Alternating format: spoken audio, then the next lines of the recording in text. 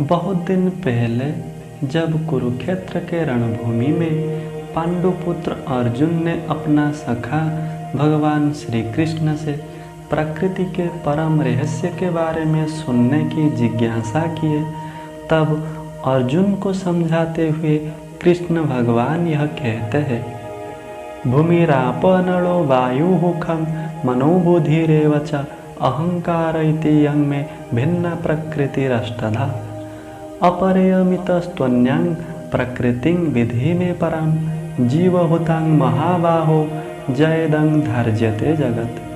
अर्थात हे अर्जुन, पृथ्वी, जल, अग्नि, वायु, आकाश, मन, बुद्धि तथा अहंकार, यह 8 प्रकार मेरी प्रकृतियाँ यानी शक्तियाँ हैं। यह 8 प्रकार प्रकृति को 2 भागों में विभक्त किया गया है। एक है अपरा प्रकृति और दूसरे है परा प्रकृति। पृथ्वी, जल, अग्नि, वायु, आकाश आदि पंचभूतों से बनी सारा सृष्टि को अपरा प्रकृति कहते हैं। मन, बुद्धि और अहंकार से बनी जीवात्मा को परा प्रकृति कहा जाता है। यह अपरा और परा दोनों शक्तियों के साथ वह सर्वशक्तिमान ईश्वर के क्या संबंध है, यह समझाने के लिए भगवान कृष्ण यह कहते हैं, प्रकृतिं स्वामवष्टभ्य विसृजामि पुनः पुनः भूतग्राममिमं कृष्ण मवसं प्रकृतेर्वसात्। इसी श्लोक के अर्थ यह हुआ कि अपरा और परा दोनों प्रकृति उस परम शक्तिमान ईश्वर के इच्छा से बारंबार स्वतः प्रकट होते हैं, स्थिर होकर विद्यमान रहते हैं और अंत में विनष्ट होते हैं। अर्थात जगत और जीव यह दोनों को सृष्टि करने वाला उस परमात्मा के सिवाय और कोई नहीं है। वही परमात्मा ने जब कुछ भी नहीं था तब यह सारा जगत को अपना इच्छा से प्रकट किए। ठीक इसी प्रकार मन, बुद्धि और अहंकार से बनी यह जीव जब माँ के गर्भ में था तब उसमें वह परमात्मा ने प्राण की संचार किए। इसीलिए भगवान कहते हैं, जीवनं सर्वभूतेषु, अर्थात मैं सारे जीवों को जीवन शक्ति प्रदान करने वाला हूँ। फिर जगत और जीव यह दोनों को धारण करने वाला वह परमात्मा के सिवाय और कोई नहीं है। उस परम शक्ति के इशारे से आकाश गंगाएं बनती है और इसी आकाश गंगा में सौर मंडल से लेकर सारे ग्रह नक्षत्रों एक विधिवत नियम से गतिमान हो रहे हैं। पृथ्वी पर जलवायु, समुद्र, पेड़ पौधे और मौसम आदि काम करता है। जिस प्रकार एक यांत्रिक वाहन को सही रीति से चलाने के लिए एक ड्राइवर रहता है, ठीक इसी तरह अनादिकाल से एक ही ज्ञान नियम के व्यवस्था से सारा ब्रह्मांड को चलाने वाला वह सर्वशक्तिमान ईश्वर ही है। इसी प्रकार परमात्मा अपना पराशक्ति यानी जीव को भी सदैव सुरक्षा देने में लगा है, चाहे यह जीव किसी भी रूप में सृष्टि में विद्यमान हो।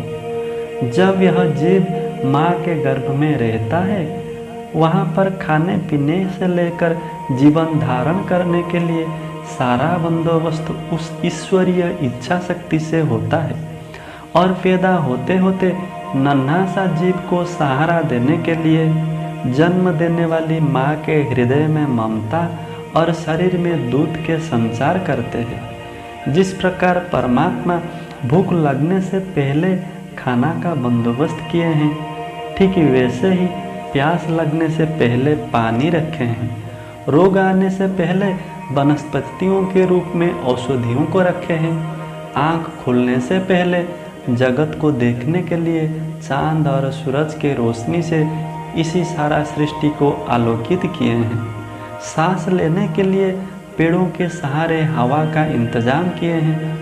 केवल इतना ही नहीं, जब हम सो जाते हैं हमारे सारे इंद्रियां शिथिल हो जाते हैं, हमें हमारा होने का ज्ञान भी नहीं रहता है। तब वह कौन है जो हमारा सांस को चला रहा है, जिसके कारण हम जीवित हैं? निश्चिंत ही यह सर्वशक्तिमान ईश्वर ही है, जिनके इशारे से यह सब कुछ संभव हो रहा है। फिर इसी परमात्मा के इच्छा से ही अपरा यानी जगत और परा यानी जीव, यह दोनों शक्तियों में प्रलय अर्थात मृत्यु आती है। इसलिए जब भौतिक जगत में प्राकृतिक विपर्यय जैसे भूकंप, सुनामी, बाढ़ आदि आता है, तब इससे कोई रोक नहीं सकते। ठीक उसी प्रकार जब किसी भी जीव की मृत्यु होने वाली होती है, तब इससे कोई भी रोक नहीं सकते। इसलिए भगवत गीता में कृष्ण भगवान कहते हैं, जातस्य ही ध्रुवो मृत्यु ध्रुवं जन्म मृतस्य च, अर्थात जिसने जन्म लिया है उसकी मृत्यु निश्चिंत है और मृत्यु के पश्चात पुनर्जन्म भी निश्चिंत है। यहाँ पर प्रश्न आता है, वह सर्वशक्तिमान ईश्वर अपना शक्तियों में प्रलय क्यों लाते हैं? इसके उत्तर यह है कि अपराशक्ति यानी भौतिक जगत में संतुलन रखने के लिए परमात्मा इसी प्रकार व्यवस्था किए हैं, और पराशक्ति यानी जीव को मृत्यु आने से पहले उस करुणावान ईश्वर ने सारे जीवों को अमरत्व प्रदान किए हैं। इसीलिए भगवान कहते हैं, शरीर के मृत्यु से स्वयं यानी आत्मा के मृत्यु नहीं होती, क्योंकि यह आत्मा नित्य, सर्वभूत, स्थिर और सनातन है। मात्र यह अफसोस है कि जीव को यह ज्ञान नहीं है कि वह स्वयं अमर तत्व है। इसी जीव को अपना स्वरूप के बोध कराने के लिए वह दया सागर भगवान ने मृत्यु रूप ब्रह्म को सृष्टि किए है, ताकि इसी भय के कारण जीव स्वयं को पहचानने की प्रयास करे। फिर कृष्ण भगवान भगवत गीता में यह कहते हैं, प्रकृते क्रियमाणानि गुणे ही कर्माणि सर्वशः अहंकार विमूढ़ात्मा कर्ता हमिति मन्यते। इसी श्लोक के अर्थ यह हुआ कि अपरा और परा यह दोनों शक्तियाँ उस सर्वशक्तिमान ईश्वर के अधीन होकर सब कुछ कर रहे हैं, मगर यह जीवात्मा अहंकार यानी अज्ञान के प्रभाव से मोहग्रस्त होकर अपने आप को समस्त कर्मों का कर्ता मान बैठता है। इससे और सरलता से समझने के लिए एक उदाहरण लेते हैं। जैसे कि एक क्रिकेट के मैदान में एक क्रिकेट प्लेयर कई बार 99 रन बना करके अपना विकेट गंवा देता है, और एक ही रन से वह अपना शतक पूरा करने ही वाला था, मगर वह अपना सारा प्रयास करने के बावजूद भी एक रन नहीं जुटा पाता। इसके अर्थ यह हुआ, उस प्लेयर के हाथ में एक रन भी करने का सामर्थ्य नहीं है। मगर जब दूसरे दिन उसी प्लेयर के 100 रन्स पूरा हो जाता है, तब वह खुशी में नाचने लगता है, गर्व में यह कहता है, मैंने ही 100 रन्स किया है। और सारे दर्शकों को भी यह भ्रम होता है कि अमुक खिलाड़ी ने 100 रन्स किए हैं। अगर वही खिलाड़ी पिछले दिन के 99 रन्स में अपना विकेट गंवा देने का बात को याद करता, तो उससे यह अनुभव होता कि पिछले दिन के 99 रन्स में मैं जब विकेट गंवा दिया था, यह मेरा हाथ में नहीं था, यह तो ईश्वर के इच्छा से हुआ था। और वैसे ही आज का 100 रन्स भी ईश्वर के इच्छा से हुआ है। अगर मेरी इच्छा से होता तो मैं कल भी 100 रन्स कर पाता।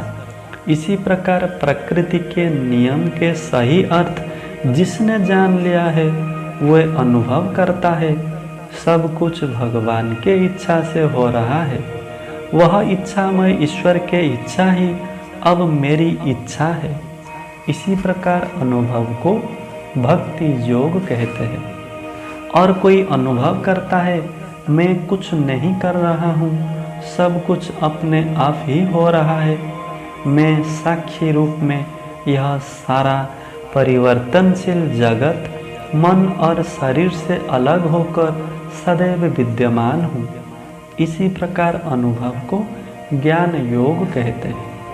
और कोई यह अनुभव करता है उस परमात्मा ने मेरा शरीर में कर्म करने के सामर्थ्य दिया है, और जो कर्म करने के लिए उसने मुझे निर्देश दिया है मैं वह सब कर रहा हूँ, यानी मैं उस प्रभु के ही कर्म को कर रहा हूँ, और वे फल के इच्छा को छोड़कर खुशी खुशी में प्रेम पूर्वक सारा कर्म करता रहता है। इसी प्रकार कर्म करने को कर्म योग कहा जाता है। यह प्रकृति के परम रहस्यमय ज्ञान को सुनकर अर्जुन ने तृप्त होकर भगवान श्री कृष्ण को नमन किए। ओम